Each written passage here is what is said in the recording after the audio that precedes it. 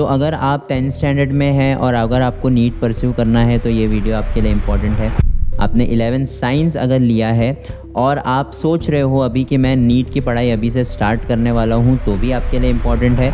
अगर आप सोच रहे हो कि गैप लेकर के करता हूँ तो this is the right person जिसके साथ हम आज बात करने वाले हैं। तो hello everyone, this is episode 3 of शिक्षा पे चर्चा। एपिसोड 2 को इतना प्यार देने के लिए थैंक यू सो मच। बहुत अच्छे व्यूज़ गए थे, बहुत अच्छे कमेंट आए थे, पेरेंट्स से तो बहुत ही अच्छे रिव्यू आए थे, तो थैंक यू सो मच। इससे पता चल रहा है कि we are doing something good and we are on a good path. कोशिश कर रहे हैं हम अपनी तरफ से और आपकी भी कोशिश ये होनी चाहिए कि जितना हो सके इन वीडियोज़ को आप शेयर करिए ताकि ज़्यादा से ज़्यादा लोगों तक पहुँच सके और ज़्यादा से ज़्यादा लोगों को अवेयरनेस पता चल सके। आज हम हमारे एक एक्स स्टूडेंट्स के साथ हैं जिसका नाम है अरहान मलिक। ये हमारे पास WST में 9th स्टैंडर्ड से लेकर के 12th साइंस तक इन्होंने जो है कंप्लीट किया है और ये लास्ट ईयर इन्होंने 12th स्टैंडर्ड दिया था। इनके बारे में बता दूं कि 10th स्टैंडर्ड में भी ये हमारे लीडर्स बोर्ड पे इनका नाम था, 12th स्टैंडर्ड में भी लीडर्स बोर्ड पे इनका नाम था। ये उन बच्चों में से थे जिन्होंने पूरे साल बहुत मस्ती की, क्लासेस भी आए रेगुलरली, टीचर्स की बातें भी सुनी और पढ़ाई भी की। तो मैं बोलना ये चाहता हूँ कि सिर्फ पढ़ाई लिखाई में पढ़े रहने से नहीं होता है, पढ़ लिख कर के मस्ती करके भी आप अच्छे मार्क्स लेकर के आ सकते हैं। तो हेलो अरहान, कैसे हो आप? बढ़िया सर, आप बताओ। तेरी अच्छी तारीफ। ठीक है अरहान, तो आपके बारे में इंट्रोडक्शन तो हमने दे दिया है। सबसे पहले तो आप ये बताओ कि आपकी जर्नी 9th स्टैंडर्ड से आप 12th स्टैंडर्ड तक WST में थे, कैसी रही आपकी जर्नी? जब 9th में आया सर तो मेरा ऐसा था कि मैं पहली बार देखा और मेरे को समझ में आया कि हाँ ऐसे भी अच्छे से मजाक से पढ़ाया जाता है। वरना सर आज तक तो मैं पढ़ा हो तो उसमें सर लकड़ी लेके खड़े सॉल्व होना चाहिए, नहीं होना चाहिए। यहाँ पे डिसिप्लिन तो सीखा सर, मैंने डिसिप्लिन अच्छे से सीखा, साथ में डाउट कैसे शेयर करने का, कैसे अच्छे से पूछ सकते हो आप, कैसे क्रिएटिविटी आ सकती है, नई नई चीज़ें ला सकते हो।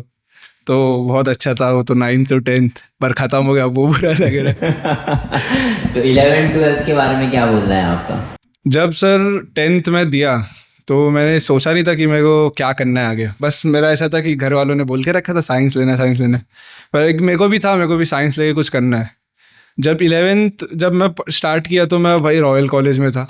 रॉयल कॉलेज में अटेंडेंस बट मेरा ऐसा था कि मैं भले से घर पे ना पढ़ूँ, कहीं ना पढ़ूँ, क्लासेस में ध्यान देता था, पहली बेंच पे। भले से कॉलेज में आखिरी बेंच पे बैठूँ, लेक्चर बंक करूँ, पर फर्स्ट बेंच पे आके क्लासेस में बैठ के इतना था कि सीखने गए क्या है उस चैप्टर में, क्या नहीं है, कैसे स्कोर करना चाहिए।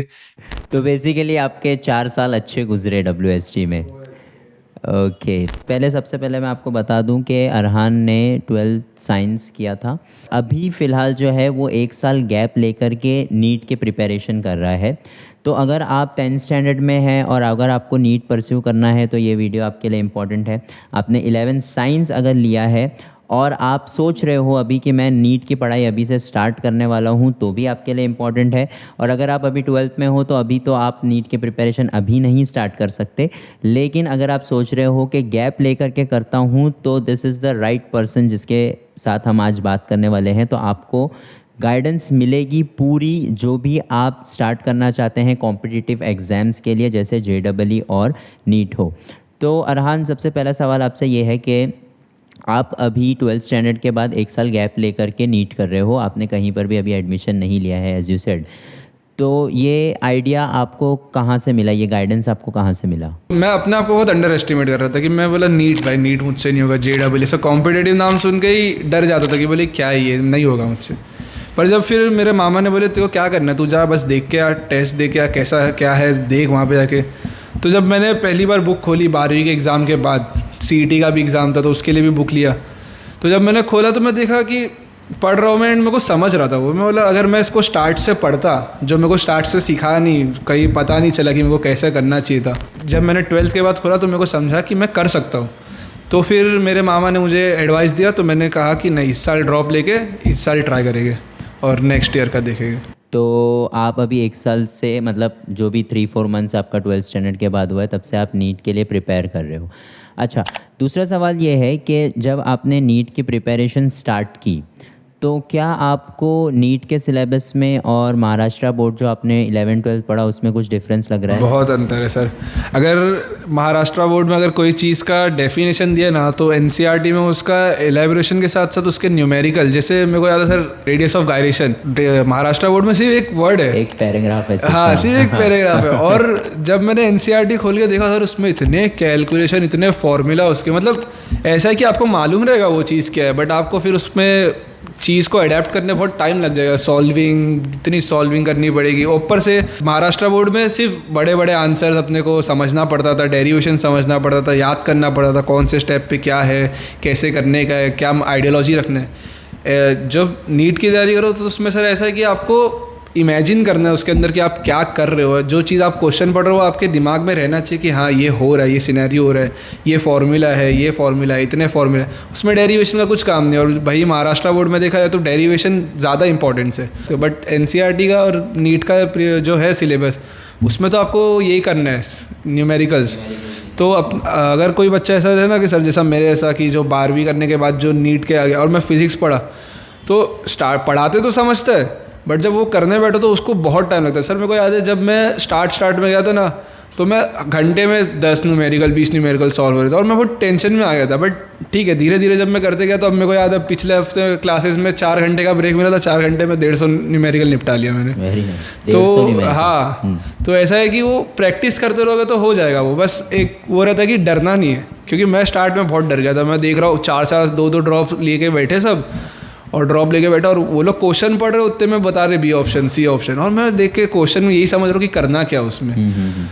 तो मेरा पूछने का मतलब ये है कि 12th स्टैंडर्ड में आप बोल रहे हो कि जैसे डेरिवेशंस का वेटेज वगैरह ज़्यादा है और एनसीईआरटी वगैरह में नीट के सिलेबस में न्यूमेरिकल है, तो क्या सिलेबस में फ़र्क है या फिर लेवल में फ़र्क है? लेवल में बहुत फ़र्क है सर। सिलेबस में मैं बोलूँगा अगर एक छोटी चीज़ इसमें तो उसमें बड़ी करके भी है, बट उसमें एक्स्ट्रा भी है। अगर एनसीईआरटी की आप बुक देखोगे ना तो उसमें बहुत एक्स्ट्रा चीज़ें भी है। और लेवल की बात करोगे तो सर उसमें बहुत हाई लेवल की थिंकिंग रखना पड़ता है आपको कि अगर ये हो रहा है तो अपने को ये अज्यूम करके चलना है, वो अज्यूम करके चलना है। महाराष्ट्र बोर्ड का ऐसा था कि अपने को सब समझ लिए ना, जो बुक का है वही अपने को पढ़ना है। बट एनसीईआरटी का सिर्फ आपको समझ के उसको अप्लाई करना आना चाहिए। तो अगर आप महाराष्ट्र बोर्ड का अगर आपने पढ़े लेक्चर देखे एंड आपने वो समझ लिए तो आपको शायद बुक खोल के देखोगे तो आपको समझ जाएगा वो। बट जब तक एनसीईआरटी का जो ये सब कॉन्सेप्ट है उसको आप हाथ से घस के रिवाइज़ नहीं करोगे ना तो वो ऐसा है कि आप भूल जाओगे। फिर आपको बहुत मेहनत करनी, फिर आपको वापस से रीस्टार्ट करना पड़ेगा ज़ीरो से। अच्छा, अगर जैसे कि आपने 11-12 किया, आप उसके बाद नीट कर रहे हो, अगर आपके लिए सिनेरियो ऐसा होता कि आप 11th स्टैंडर्ड में अभी आपने एडमिशन लिया है और आपको 11-12 भी पढ़ना है और उसके साथ नीट भी करना है, लेकिन 11-12 आप महाराष्ट्र बोर्ड से कर रहे हो और नीट देना है आपको, तो क्या ये दोनों चीज़ें साथ में प्रिपेयर हो सकती हैं? सर जो बचपन से सीबीएसई बोर्ड आईसीएसई बोर्ड के रहते हैं ना, जो लोग को हमेशा से हाई ऑर्डर थिंकिंग लेवल पे सब कराया जाता था, वो लोग के लिए एक वक्त इजी पड़ सकता है। अगर आपकी थिंकिंग ऐसी है कि अगर आप सोच सकते हो एक चीज़ को, और मतलब एक न्यूमेरिकल आप सोच सकते हो बट वही न्यूमेरिकल को आप एक्सप्लेन करके डेरिवेशन करके दिखा सकते हो तो आप कर सकते हो। बट ऐसा है कि अगर आपने एक चीज़ चुना है, जैसे आप 11-12 चुन रहे हो तो आपको 11-12 पे ज़्यादा फोकस करना पड़ेगा। फिर आप एनसीईआरटी मतलब जो नीट का प्रिपरेशन है वो मुश्किल हो जाएगा। बट अगर आपका बेस ही है कि आपको MBBS या कोई डॉक्टर की डिग्री करनी है तो मैं तो बोलूँगा कि 11-12 पे बस इतना ध्यान दो कि आप अच्छे से स्कोर करके निकाल सको और मेन बेसिक यहाँ से लो। मेन मसला ये होता था सर, मेरे को बहुत अच्छे से याद है जब मैं दिया ना 12वीं और अब मैं इसकी तैयारी कर रहा था। अब मैं इसकी तैयारी इतना कर लिया सर, मेरे को याद है मेरा बायोलॉजी का पेपर हुआ 50 मार्क का फिलअप्स। अब उसमें फोटोसिंथेसिस का चैप्टर था, पेपर हुआ फिलअप, मैं इतना उसमें हो गया ना कि अब मेरे को MCQ चाहिए, 4 ऑप्शन चाहिए, कि फोटोसिंथेसिस की स्पेलिंग भूल गया मैं उसमें कि फोटोसिंथेसिस Y कहाँ आता है N कहाँ आता है। इतना वो हो गया था कि ऐसा हो जाता ना सर कि अब न्यूमेरिकल भी करो तो एक चाहिए कि भाई 4.9 के आसपास है कि 6 के आसपास है कि 7 के आसपास है, इसके आसपास आ रही, ये हो सकता है, ये हो सकता है। तो ये थिंकिंग के बाद फिर आप लिखने जाओ तो आपसे वो बहुत मुश्किल हो जाता है। तो मतलब बेसिकली जैसे हमने सुना है कि क्लासेस वाले जो नीट्स के क्लासेस वाले होते हैं वो नीट पे ही फोकस करते हैं, तो उन लोगों का बोलना ये है कि अगर आप नीट एक हायर लेवल पढ़ रहे हो तो बोर्ड एग्ज़ाम एक उससे लोअर लेवल है, तो जब आप इतना हाई लेवल पढ़ लोगे तो ये लोअर लेवल आपके लिए आसान हो जाएगा। अगर आप देखने जाओगे ना, अगर आप जो NCERT वो सब प्रिपेयर करोगे नीट का, तो उसमें ना सर आपको ये नहीं सिखाया जाएगा कि आपको इसको रट्टा मारना है या इसको वो करना है, आपको इसको ना सिर्फ ये समझाया जाएगा कि आपको ये याद कर लो, ये जो चीज़ है, ये फॉर्मूला है, इसको Tricks कैसे बताए ट्रिक्स, जाएंगे आपको हाँ, MCQ जल्दी खासकर solve करने निमोनिक्स वो सब जो उसके रहते हैं, ताकि आप जल्दी कर सको, जल्दी ये सको। तो उसमें भी ना बेसिकली वो लोग ऐसा आइडिया बना देंगे ना, अगर आपको आंसर नहीं मिले तो आप ऑप्शन एलिमिनेशन करना चालू करो कि ये नहीं हो सकता, ये नहीं हो सकता। है, हाँ। तो उस जब बंदा वो सब करने लगता है ना, तो फिर वो बंदा वो 4 ऑप्शन पे डिपेंड हो जाता है। जैसे मेरे को याद है, मेरे को फिलअप में ऑप्शन नहीं मिल रहे थे ना, तो मैं एकदम हो गया था कि भाई कुछ तो इसके आसपास है, पर मेरे को समझ नहीं रहा था। अब वो अगर MCQ होता तो 4 ऑप्शन रहते, मैं देखता, मैं बोला हाँ ये 2 तो नहीं हो सकते, ये दोनों में से होगा या ऐसा या यही होगा। तो उससे आप बोलना चाह रहे हो कि जो राइटिंग पावर होती है, एक एक पेज के आंसर हमको जो बोर्ड में लिखने होते हैं वो खत्म हो जाता अपनी स्किल्स खत्म हो जाती लिखने की, जो रहता है ना कि अपने को अच्छे से लिख लिख के करना है। अभी लोग क्या करते हैं, NCERT पढ़ते हैं, उसको अच्छे से वही बुक में लिखते, कुछ अच्छे से कुछ लोग नोट्स बनाते पर कुछ बुक में करते, फिर वो लोग की लिखने की आदत बहुत कमज़ोर रहती, बहुत वो लोग इमेजिनेशन करके लिखना कि मेरे को इसको डिराइव करना है, इसको ऐसा करना है, इसको ये एक्सप्लेन करना है, सब भूल जाते हैं। बस वो लोग को इतना कॉन्सेप्ट मालूम रहेगा, बट वो कॉन्सेप्ट को एक्सप्लेन कैसा करना है, उसको शो कैसा करना है 12th के बोर्ड्स के हिसाब से, वो सब भूल जाते, तो फिर उसके वजह से वो मार्क्स हमेशा गिराता ही है। तो मैंने कुछ बच्चे हैं ना ऐसे भी देखा हूँ जिन्होंने नीट में लाइक 380, 400, 450 स्कोर किया है, which is a decent score in NEET, but 50% का जो क्राइटेरिया है अपना इन बोर्ड्स, वो उन लोग क्लियर नहीं कर पाते। ये सर इसमें ना वो जो रहते हैं ना PCB वाले या PCM वाले जो रहते हैं, वो लोग इतना कर लेते हैं कि फिर वो लोग को आंसर की वो हो जाती है, फिर उसके बाद वो लोग PCB छोड़ देते हैं। जैसे बोर्ड्स का आया, वो लोग PCB छोड़ के बोले कि भाई हम लोग यहाँ से मार्क्स लाएंगे, यहाँ से मार्क्स लाएंगे, बट एंड में जाके वो लोग को 50% होता नहीं। कितने लोग को सर मैंने ऐसा देखा कि अच्छे खासे आ गए बट 40% पर अटक गए, 48 पर अटक गए, तो रिटर्न रीट देना पड़ रहा है। तो उसके लिए वो लोग को या तो सर पूरी दिन मेहनत करनी पड़ेगी अच्छे से, एक टाइम NCERT को अलग देना पड़ेगा, एक टाइम बोर्ड्स को अलग देना पड़ेगा, या तो आप एक चीज़ चूज़ कर लो। अगर आपको डॉक्टर ही बनना है तो आप पहले NCERT पे ट्राई करो और उसको भी टाइम दो, क्योंकि अगर इसको टाइम नहीं दिए, इसको लिखने का टाइम नहीं दिए, उसको और चैप्टर के नोट्स मेकिंग तो बहुत ज़रूरी होते हैं, खासकर महाराष्ट्र बोर्ड के लिए भी। अगर उसके नोट्स रह गए, आपके माइंड में रह गए आपको कैसा क्या करना है, तो आपको NCERT और ये आप दोनों साथ में लेके चल पाओगे, वरना फिर वो अटक जाएगा बंदा उसमें। तो इसका एक सॉल्यूशन, अगर हम ऐसी बात करें कि अगर इसका एक सॉल्यूशन ऐसा हो कि 11th-12th कर लें हम, जैसे आपने किया 11th-12th आप कर लो, उसमें एक अच्छा स्कोर ला दो और फिर उसके बाद नीट का प्रिपरेशन करो। और अगर ऐसा नहीं भी करना है, आप नहीं चाहते हो कि मेरा 1 भी साल वेस्ट हो, तो हम ऐसा कर सकते हैं कि हमको 11th-12th के लिए अलग प्रिपरेशंस करनी पड़ेगी, लिख लिख करके, नोट्स बना करके, आंसर्स लिख लिख करके, और MCQ के लिए अलग प्रैक्टिस करनी पड़ेगी। जैसा सर आपने बोले ना, आपको अगर 11th-12th के साथ ही देना है, तो मैं बोलूँगा अगर आप ड्रॉप लेने का सोच रहे हो तो 11th-12th में आप NCERT पे इतना ध्यान मत दो, पर अपने बेसिक्स क्लियर कर लो, क्योंकि जो ड्रॉप ईयर होता है ना सर, उसमें आधे से ज़्यादा लोग के बेसिक क्लियर होते हैं। मैं जब वहाँ गया ना, मेरा कुछ बेसिक क्लियर नहीं था, क्योंकि मैंने 11th में अच्छे से पढ़ा नहीं था, 12th में जो पढ़ा वो 11th के उस पर था। तो और NCERT गए तो NCERT में एक्सपांड चीज़ें और एक्स्ट्रा चीज़ें। तो जब मैं वहाँ गया तो मेरे को प्रॉब्लम ये चीज़ में हो रही, मेरे को पहले तो क्वेश्चन नहीं समझ रहा, क्वेश्चन में पूछा, जब क्वेश्चन समझ जाए तो फिर ये नहीं समझ रहा फॉर्मूला कौन सा है, कैसा है। तो अगर 11 से आपने स्टार्ट करने का सोचा कि चलो अब मेरे माइंड में नहीं था, अब मैंने ले लिया कॉलेज, अब मेरे को NCERT नीट की भी प्रिपरेशन करनी है, तो उसके लिए मैं बेटर ये बोलूँगा कि वो अपने कॉन्सेप्ट को बस ऐसा रखे कि उसको मालूम रहे वो चीज़ में। जैसे अगर आप कोई चैप्टर उठाए तो आपको इसके बेसिक आइडियाज़ मालूम है कि अगर KTG उठाया तो KTG में क्या गैस लॉज है, क्या नहीं है, क्या उसमें फॉर्मूला लगना चाहिए, कैसा लगना चाहिए।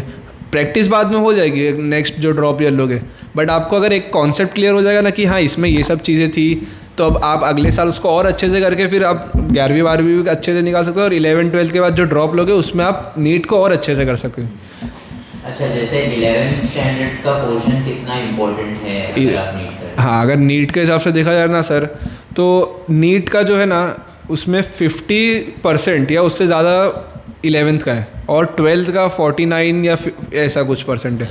तो 11 जो है वो पूरा बेस है पूरा। अगर आप 11 छोड़ दोगे तो आप नीट वीट भूल जाओ, क्योंकि अगर आप 11th की बेसिक्स छोड़ दिया आपने, तो आप 11th की बेसिक्स 12th में तो चलो आप रट्टा मार के निकाल लोगे, बट जो ये आता है नीट, उसमें आपको 11th-12th की बेसिक्स कॉन्सेप्ट, वो लोग 2-3 कॉन्सेप्ट मिला के देते हैं कि 11th का कॉन्सेप्ट निकालेंगे, 12th का कॉन्सेप्ट निकालेंगे, मर्ज करके डाल देंगे क्वेश्चन में। अब आप उसको सॉल्व करो, अब आपको याद आएगा इसमें तो ये लगना था, फिर आपको याद आएगा ये तो वो चैप्टर में था, तो आप कॉन्सेप्ट मर्ज नहीं कर पाओगे कि कैसा मर्ज करके आइडिया आना चाहिए।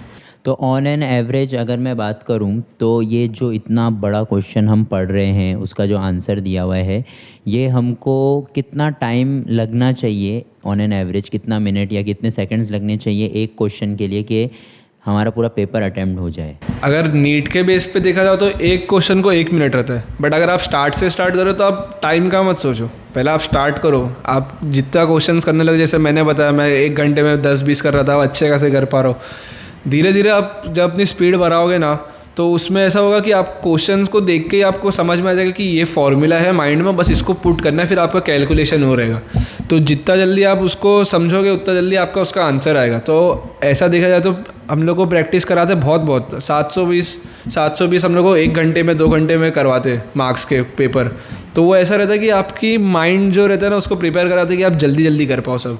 तो ऑन एन एवरेज देखा जाए तो एक क्वेश्चन को 1 मिनट रहता है, उसमें फिर आपको 3-4 कॉन्सेप्ट मिला के एक साथ सोचना, वो 3 घंटे के प्रेशर में क्या होगा क्या नहीं होगा, गलत ना हो जाए। कभी कभार सही में भी टेंशन में आके कि भाई सही आ रहा है कि नहीं, अपन 3-4 बार चेक करते। फिजिक्स को पब्लिक मेरे को याद है सर 1.5 से 2 घंटा लगा देती है। 2025 का पेपर मैं देखा था, मैं निकला, मैं इतना अच्छा नहीं कहता मेरा, बट मैं निकल के देखा सब रो रहे। वहाँ पे एक बंदा मेरे को बोला भाई 1.5 से 2 घंटा फिजिक्स में लग गया। मैं बोला भाई तो जो पहला आता था वो करना चाहिए था, क्योंकि फ़िज़िक्स बहुत टाइम कंज्यूम है, और अपन स्टार्ट में फ़िज़िक्स ले ले और उसको डर के करे तो फिर उसमें 2 घंटा वहीं चले जाता है। तो अभी तुमने जैसे 2025 में भी नीट दिया था, तो वो नीट का जो पेपर तुमको याद ही होगा, और अभी जो प्रिपरेशन तुमने जितनी भी की है, तो उस हिसाब से तुमको क्या लगता है कि अगर आप 6 महीना 7 महीना और प्रिपरेशन करो नीट के एग्ज़ाम से पहले तक, तो आपका स्कोर कितना आ सकता है? स्कोर तो सर मैं एवरेज बोलूँ तो मेरे को लग रहा है कि हाँ मैं अच्छा कर सकता हूँ, 400 प्लस या उससे और ज़्यादा अच्छा, क्योंकि मैंने 11-12 का पूरा बेसिक क्लियर नहीं था। मैंने अभी 2-3 महीना जो लगाया उसमें अपने बेसिक की कैसा क्वेश्चंस को फेस करना चाहिए, क्वेश्चन आए तो उसको आइडियोलॉजी क्या होनी चाहिए उसमें। तो अगर आप 6-7 महीना अच्छे से उसको फेस करोगे, अच्छे से क्वेश्चंस, जितने क्वेश्चंस करोगे उतना आपकी वो बढ़ेगी स्पीड। बायोलॉजी में हम लोग को एक चैप्टर में 180 क्वेश्चन पूरे वो लोग बायो के डालते, ताकि आपका ऐसा रहे कि आपकी एक एक लाइन याद रहे। तो एक एक लाइन याद रहेगी हर एक चैप्टर से, तो आपको ईजी पड़ेगा वो चीज़ के लिए। तो अगर ऐसा देखा जाए तो ये जो आप बोले कि कितना आपका स्कोर आ सकता है, तो अगर ऐसी मेहनत करते हैं जैसे 5-6 घंटा क्लासेस के बाद 4-5 घंटा डेली जो क्लासेस में हो रहा है वो आके कर रहे, तो आपका स्कोर अच्छे से अच्छा 500 प्लस जा सकता है, 500-600। तो आप कितने घंटे प्रिपेयर कर रहे हो घर पे? तो सर ऐसा है कि मेरे को कभी कभार घर पे पढ़ने नहीं होता तो मैं वहाँ से छूट के लाइब्रेरी बैठ जाता हूँ। लाइब्रेरी में बैठ के मेरे से जितना जो होता है कि 2 लेक्चर का मैंने पढ़ लिया, बाकी फिर मैं घर जाता हूँ, खाना वाना खा के नमाज़ पढ़ के अच्छे से फिर मैं बैठता हूँ, उसको फिर देखता हूँ और फिर उसके रिवीजन करता हूँ। साथ में हम लोग को असाइनमेंट्स मिलते, तो जो पढ़ लेने के बाद रात में असाइनमेंट सॉल्विंग करके सो जाने का। तो कितना घंटा फिर भी पूरे दिन? अगर अप्रॉक्स बोला जाए तो सर 4 to 5 के बीच में, मतलब कभी 4 कभी 5। संडे तो सर पूछो मत, संडे तो ऐसा है कि सुबह उठो, पढ़ो, खाओ, नमाज़ पढ़ो, खाओ, नमाज़ पढ़ो, पढ़ो, सो, ऐसा है। तो 4 to 5 आवर्स आप वीक में बोल रहे हो? वो भी क्लासेस के बाद। हाँ, वो भी क्लासेस के बाद, और वो भी आपके 11th-12th पढ़ने के बाद। तो 11th-12th आपने पढ़ा है और आपका बेसिक अभी जो न्यू कर रहे हैं उनसे बेटर ही है, तो भी आपको 4 से 5 घंटा पढ़ना पड़ रहा है। तो अगर कोई 11th-12th में अभी है, वो कॉलेज जा रहा है और नीट भी कर रहा है, तो ये तो फिर तो साफ साफ हो गया कि भाई या तो आप 11th-12th पढ़ सकते हो या तो इंटीग्रेटेड लोग सर इसीलिए करते हैं, कुछ लोग इंटीग्रेटेड लेते हैं, वो सही रहता है कभी कभार, कि जो लोग का रहता है कि मैं कर लूँगा, मैं ये चीज़ को अगर मैं देखा एक चीज़ तो मैं उसको इलेबरेट करके कर सकता हूँ। क्योंकि वो लोग जो इंटीग्रेटेड लेते हैं वो लोग को भी सिखाते पेपर, वो लोग का यूनिट होता है, यूनिट 1 यूनिट 2। बट कुछ लोग ऐसे होते हैं ना सर कि छोड़ देते, बोले महाराष्ट्र बोर्ड क्या है, इसको छोड़ो, पहला नीट देखता हूँ मैं, नीट हो जाएगा नीट। और मेरे को याद है सर मेरे कितने दोस्त थे पहला नीट करते गए, और जैसी महाराष्ट्र बोर्ड है भाई कुछ आता नहीं, बुक खोल के बैठे भाई समझा दे वो समझा दे। तो इन दी एंड आखिर में ना उसका कुछ नीट हुआ ना महाराष्ट्र बोर्ड हुआ। तो बेसिकली ये है कि इंटीग्रेटेड अगर आपने किया है तो फिर आप कर लोगे। उसके लिए भी आपको सर ऐसा हो जाएगा ना कि आपको 5 to 6 आ रहा है, अगर स्टार्टिंग के बंदे की बात करें तो 6 तो मिनिमम। तो 6 आवर्स सिर्फ नीट या ट्वेल्थ और नीट दोनों मिला है। अगर आप 11-12 का बोल रहे हैं सर, आप जो क्लासेस जा रहे हो, क्लासेस में आपको 5 to 6 आवर्स का लेक्चर जो रहता है उसमें आपका नीट का होता है, बट उसको रिवीजन करने के लिए, नोट्स मेकिंग के लिए उसको अगर उसको ऑन एन एवरेज बोला तो 4 घंटे लगी जाएगी। अब वो 4 घंटे 5 घंटे निकालने के बाद कुछ वीक होते हैं सर जो लोग को समझता ही नहीं है, फिर वो लोग आके वीडियो देखते हैं, तो 5 से 6 घंटा। उसके बाद अगर आपको कुछ पढ़ना तो फिर आप 12th का उठाओ, 1 घंटा 2 घंटा जो वो लोग ने बोले पढ़ने या जो आपको सर ने समझाया वो पढ़ने का। अच्छा, जैसे नीट के लिए आप क्लासेस जा रहे हो तो आपको वहाँ पे 11-12 तो नहीं पढ़ाया जाता है, नीट का पढ़ाया जाता है। तो अगर बच्चा नीट का पढ़ के आया है और वो तो वो पढ़ लेगा क्योंकि वो उसको वहाँ से पढ़ा है तो पढ़ लेगा। अब वो जैसे आप बोल रहे हो कि उसके बाद अगर आप 5-6 घंटा पढ़ने के बाद आपको टाइम मिल रहा है तो आप फिर 11-12 का पढ़ो। तो अब जब वो 11-12 महाराष्ट्र बोर्ड की टेक्स्ट बुक निकालेगा तो क्या वो चीज़ें वो खुद से पढ़ सकता है, उसको समझ में आएगी वो चीज़ें? उसको समझ में तो आएगी सर, पर उसको ऐसा रहेगा कि उसको ये पेपर पे शो कैसा करना उसको वो नहीं समझेगा, क्योंकि जो नीट की तैयारी होती है उसमें अपने को ये नहीं सिखा दे कि अपने को पेपर पे कैसा शो करना है। उसमें अपने को ये समझा दे कि भाई ये होता है, इसको ऐसा करो तो ऐसा होता है। बट आपको अब जैसे कुछ जो पेपर चेकिंग करते हैं, आप भी बेहतर जानते हो सर कि जो वो रहता है पेपर का प्रेजेंटेशन, वो कितना मैटर करता है मार्क्स के लिए, कि अगर आप कितने स्टेप्स गायब है, कितने नहीं गायब है। बट अब जो बंदा नीट करके आया, बंदे ने बस देखा कि उसने चलो मान लो 2 घंटा पढ़ाई किया, फिर उसके बाद 1 घंटा उसने असाइनमेंट सॉल्विंग करी, फिर जब उसके बाद अगर वो 12वीं 11वीं की बुक उठाएगा सर, तो उसको फिर बहुत लिख के प्रैक्टिस करनी पड़ेगी। क्योंकि अभी असाइनमेंट जो उसने करा 1 घंटे में, उसमें क्या था कि आपने क्वेश्चन पढ़ा, फिर आपको 4 ऑप्शन थे, तो आपको एक आंसर की आइडियोलॉजी आ गई कि हाँ आंसर यहीं कहीं होगा। बट आप जब ये उठाते हो तो आपको प्रेजेंटेशन अच्छे से करना आना चाहिए, आपको आपकी थिंकिंग ऑर्डर अच्छी होनी चाहिए कि आपको शो करना आ रहा है, आपको कैसे ड्रॉ करके कैसा क्या निकालना है, क्या दिखाना है, किसको बॉक्स में डालना है, किसको नहीं डालना है, वो आना चाहिए। अगर इसके नीट के प्रिपरेशन के बाद कोई बंदे के ये स्किल्स पे अगर उसने मेहनत करके किया तो हो सकता है उसका नीट बहुत अच्छा जाए। साथ में 11-12 के मार्क्स भी और अच्छे हैं। 11th के इतना मायने नहीं रखता, बट 12th के मार्क्स भी अच्छे आ जाएंगे फिर। तो बेसिकली हम लोग ये कंक्लूजन पे आते हैं कि अगर आपको नीट करना है तो इंटीग्रेटेड करना बहुत ज़्यादा ज़रूरी है। और दूसरा ये है कि आपको 50% ऑफ नीट का ध्यान जो है वो 11-12 में देना ही पड़ेगा, क्योंकि बहुत सारे रिजल्ट्स ऐसे होते हैं जिनका नीट तो अच्छा स्कोर हो जाता है लेकिन 11-12 में 50% मार्क्स नहीं आने की वजह से वो नीट के मार्क्स धरे के धरे ही रह जाते हैं।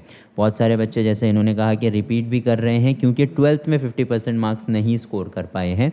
तो अगर आप नीट की प्रिपरेशन करना चाह रहे हैं तो सबसे पहले सबसे इम्पॉर्टेंट चीज़ ये है कि आप 6 घंटा कॉलेज में नहीं दे सकते हैं। वो 6 घंटा आपको घर पे पढ़ाई करनी है, असाइनमेंट्स करने हैं और उसके साथ साथ आपको राइटिंग प्रैक्टिस करनी है फॉर बोर्ड एग्ज़ाम। अगर आप ये सोचेंगे कि भाई मैं at the end of December, at the end of the November start करूँगा बोर्ड एग्ज़ाम का पढ़ना और क्लियर कर लूँगा, तो वो चीज़ पॉसिबल नहीं है। So Arhan, we wish you a very best score, कि आप बहुत अच्छा स्कोर करें 26 के एग्ज़ाम में। और जहाँ भी जो भी कॉलेज आप सोच रहे हैं इंशाल्लाह आपको वो कॉलेज मिल जाए, हमारी दुआ है आपके साथ। और आपने जो इतना अच्छा अपना एक्सपीरियंस शेयर किया स्टूडेंट्स के लिए, उनके पेरेंट्स के लिए, आई होप कि हमारा ये जो हमने स्टार्ट किया है कि भाई हम किसी तरीके से स्टूडेंट्स से बात करें और स्टूडेंट्स क्या फ़ील करते हैं एजुकेशन के बारे में वो पता चले और लोगों को भी पता चले, पेरेंट्स को भी पता चले, क्योंकि बहुत सारे पेरेंट्स स्टूडेंट्स अपने पेरेंट्स के साथ ये चीज़ शेयर नहीं कर पाते हैं। तो यही सेम थिंकिंग जैसी आपकी है वैसे और हज़ारों बच्चों की होगी, लेकिन आपने बोल दिया वो लोग नहीं बोल पाते होंगे, तो हमारे थ्रू वो उनके पेरेंट्स तक पहुंच सकता है and they can be helped with this video. तो थैंक यू सो मच आपका आने के लिए और आपका टाइम देने के लिए, और we wish you again for the best marks in your NEET exams. Thank you so much.